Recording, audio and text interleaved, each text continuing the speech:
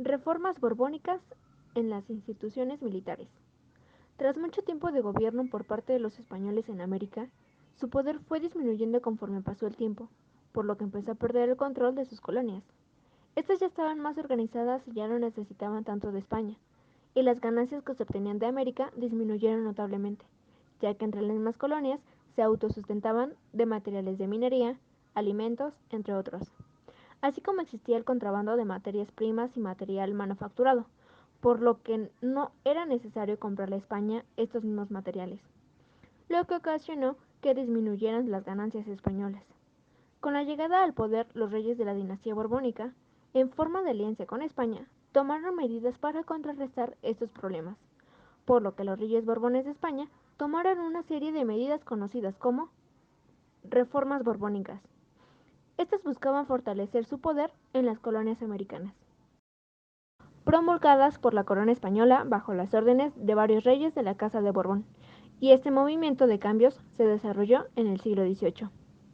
Estas reformas consistieron en una serie de cambios que fueron introducidos por los monarcas de la dinastía borbónica de la corona española, las cuales eran aplicadas en el territorio americano. Algunos puntos importantes que se implementaron en estas reformas son reformas económicas sociales, reformas político-administrativas, reformas religiosas y reformas militares. Nosotros nos enfocaremos en esta ocasión en las reformas militares. Las reformas militares consistieron en aplicar un sistema de defensa total en el territorio americano para evitar la comercialización de los productos entre las colonias y así imponer y dar seguimiento a las reformas económicas sociales. Esta defensa consistía en colocar en puntos estratégicos y en las zonas fronterizas a diversos grupos de hombres con la orden de no dejar pasar a personas de una frontera a otra, y estas se deberán custodiar todo el tiempo y así evitar el contrabando de materiales. Otra de las medidas que se implementaron fue la creación de grupos de milicia, que estaban conformadas por los mismos integrantes de las ciudades que se ofrecían de forma voluntaria para proteger a su pueblo. Después se implementaron los reclutamientos de vagos y la regla de un quinto de los jóvenes de diferentes poblados debían ser designado o elegido para recibir instrucción militar, con el fin de crear un ejército y éste pudiera proteger a la población, en beneficio de la colonia española. Gracias a estas medidas, España volvió a tener un control político, económico y administrativo sobre las colonias americanas. Este documento presentado lleva por título Reformas Militares. Su fecha de creación es el 1 de diciembre de 1793. Su contenido trata sobre una petición de informe sobre las reformas militares que pretende Francisco Carabaño, sargento mayor en Trinidad. Da una breve indicación sobre el plan que se llevará a cabo, la reunión de tropas veteranas y la formación del regimiento de Tres Borbones, y una breve nota sobre el llevar un expediente y se indica su ubicación de este mismo, el cual se llevará a las provincias de Caracas, una colonia americana en ese entonces. En cuanto a las reformas militares que hubo en España, la corona mandó al mariscal Juan de Villalba, acompañado de tropas peninsulares, con la misión de institucionalizar un ejército que asombrosamente hasta entonces no había existido, y se comenzaron a reclutar nuevos miembros por medio de la leva forzada. Al principio el ejército fue una institución desprestigiada, que con el tiempo fue ganando adeptos gracias a que se fueron dando una serie de privilegios. Por ejemplo, los fueros exentaban a los militares del pago de impuestos. También, en caso de que algún militar tuviera un problema jurídico, podía llevar su caso de una corte civil a una corte militar, donde le ayudarían a resolver su problema. En cuanto a las posesiones americanas de la corona, eran vulnerables a los ataques externos. En realidad, este problema se solucionaría hasta cierto grado, ya que no se creó una armada de la defensa en los puertos americanos, teniendo como dos únicas defensas la Armada Peninsular, que era llamada cada vez que se presentaban conflictos de alto grado. Las consecuencias de la reforma en el aspecto militar. En el aspecto militar, las reformas causaron la toma de decisiones donde se focalizaron en poder ampliar y modernizar la infraestructura que tenía. Esto se hizo con el fin de poder mejorar y aumentar las fortificaciones peninsulares y americanas. Esto fue tanto terrestre como marítimo. Desde ese momento, Los ejércitos que existían dejaron de ser mercenarios y se fijaron en los diferentes sistemas de reclutamiento nacional que estaban en ese entonces. Otra de las causas en el aspecto militar fue la organización que se les dio a los cuerpos militares que existían en ese entonces.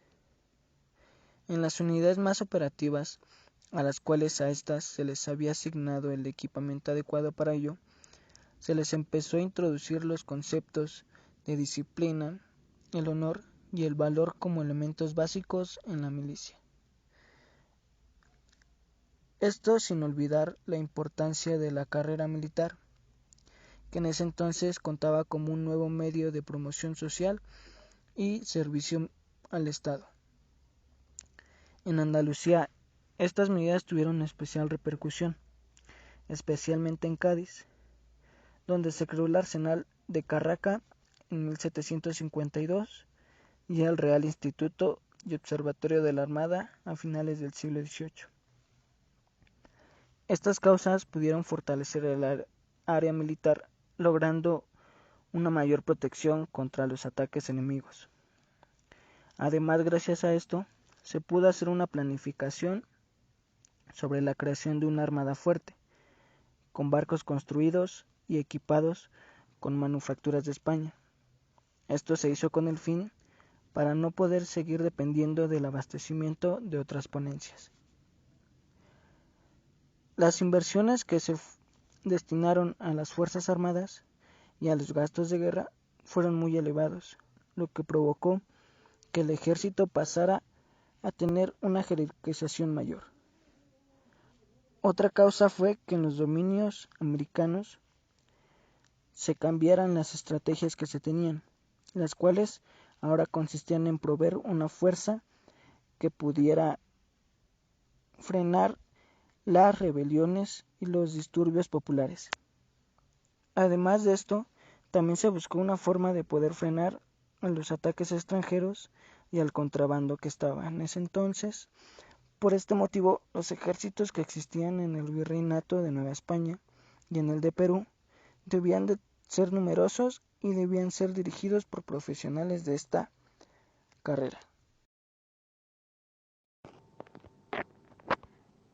Tras la investigación del tema, puedo concluir que fue un movimiento lento, que resultó de una necesidad desesperada de España para retomar el control y la economía de América, y por parte de los Borbones fue una gran estrategia al aliarse a España. Y como conclusión personal, puedo mencionar que fue una actividad creativa para el desarrollo y entendimiento del tema, concentrándonos en un punto importante en cuestión militar en estas reformas borbónicas. En conclusión, puedo decir que las reformas borbónicas militares fueron de gran ayuda al momento de crear una organización que se iba a dedicar a la defensa, además de que ésta contaba con suficiente poder. Y bueno, eso es lo que yo opino. En conclusión, puedo decir que las reformas beneficiaron en el aspecto militar, ya que gracias a ellas pudieron cambiar tanto sus estrategias como las organizaciones que tenían en sus ejércitos, y esto les ayudó demasiado, ya que se volvieron como de cierta forma más fuertes y tuvieron como que una mejor protección ante los ataques que les hacían los enemigos. En conclusión, creo que el ejército español, en sus orígenes, tuvo muchas complicaciones porque para todo lo que querían hacer no se daban abasto, porque les hacía falta mucho personal. Pero pues con el tiempo lo fueron mejorando y es lo que los hace hasta hoy en día pues una gran potencia, ¿no? En esa cuestión.